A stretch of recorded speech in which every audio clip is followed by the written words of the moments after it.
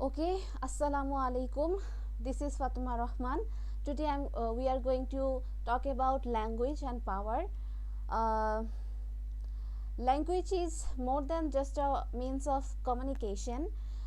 It is a powerful tool that can influence our attitudes, behaviors, and perception.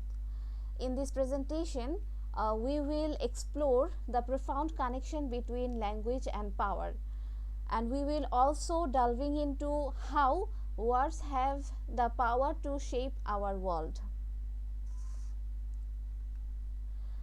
First, I will give a short introduction, then we will talk about a language as a reflection of power dynamics.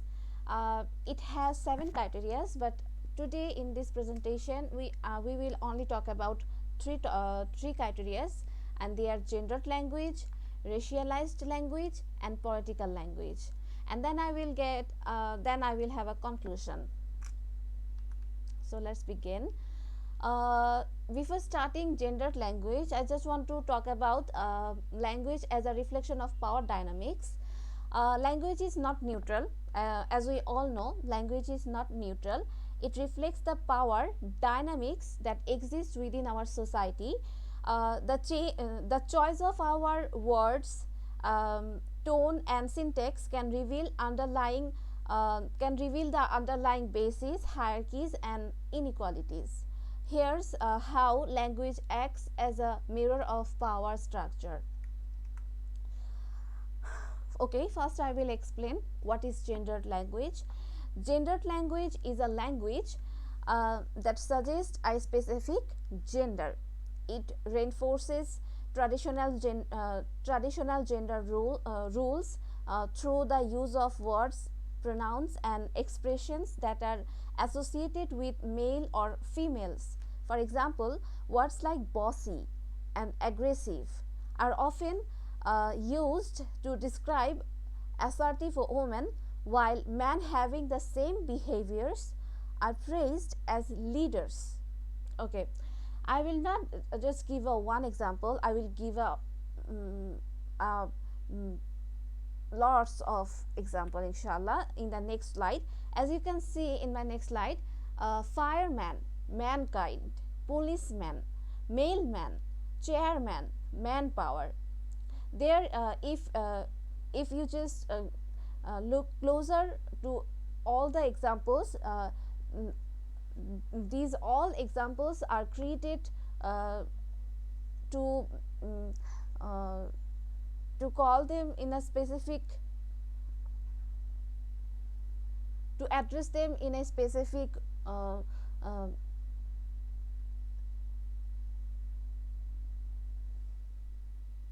so we can understand the specific work they do. Like firemen, firemen usually come and helps us when it's burning, and there are some firewomen also work, but they are also called as firemen. So these types of words we can use as an example for gendered language. My second topic is racialized language. What is racialized language? Okay, racialized language is a language that refers to words, phrases, or expressions that are associated with certain characteristics, behaviors, and stereotypes with a particular race or ethnicity. It can have harmful stereotypes and contribute to discrimination and inequalities. For example, thug, illegal immigrant; model minority, criminal; urban, welfare queen, toxic. These all examples give us a give us a strong feelings that it not used in a positive way in our society, and that's why these examples are called racialized language. As you can see in this photo, nice to meet you, and may I just say, I don't feel comfortable at all. People sometimes pressurize another group of people just to maintain their status, and they usually used these kinds of racial language um, I want to give a more example like welfare queen.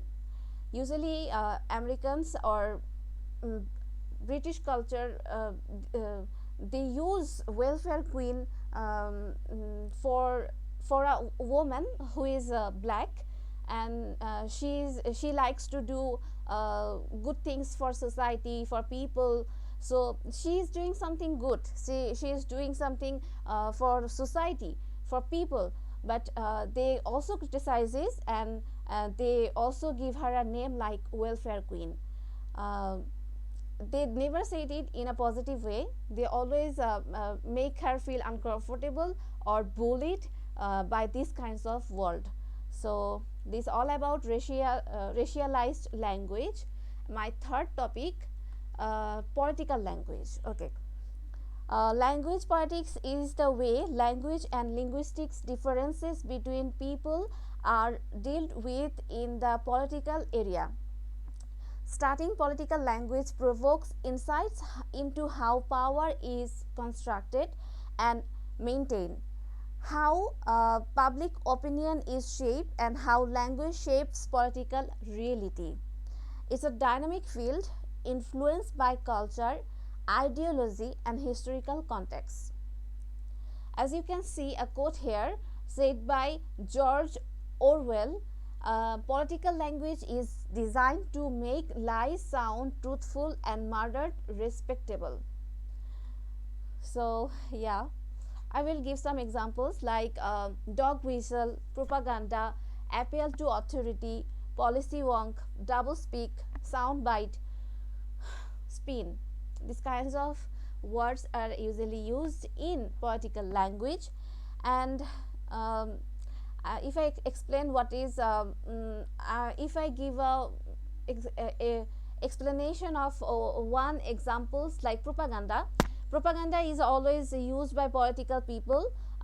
They try to make pressure or try to dominate another party by using these kinds of words like propaganda. It was their propaganda.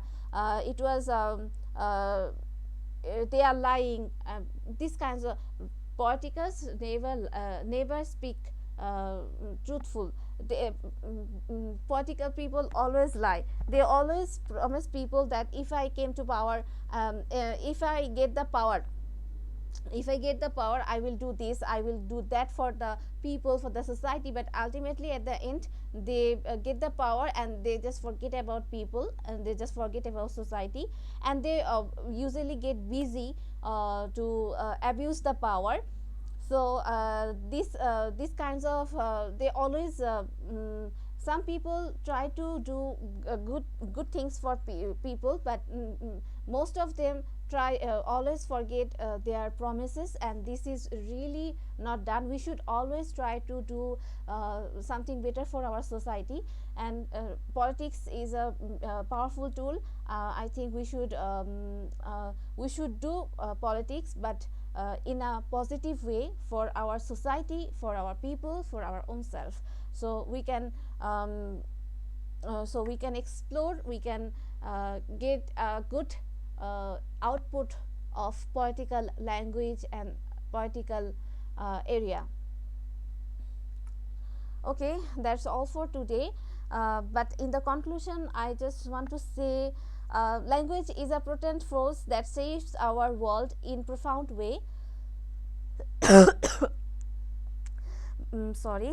By understanding the power dynamics, we can become more conscious of our words, and we can work towards our society more.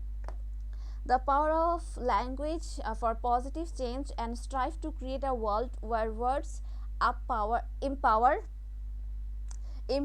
uplift, and unite us all.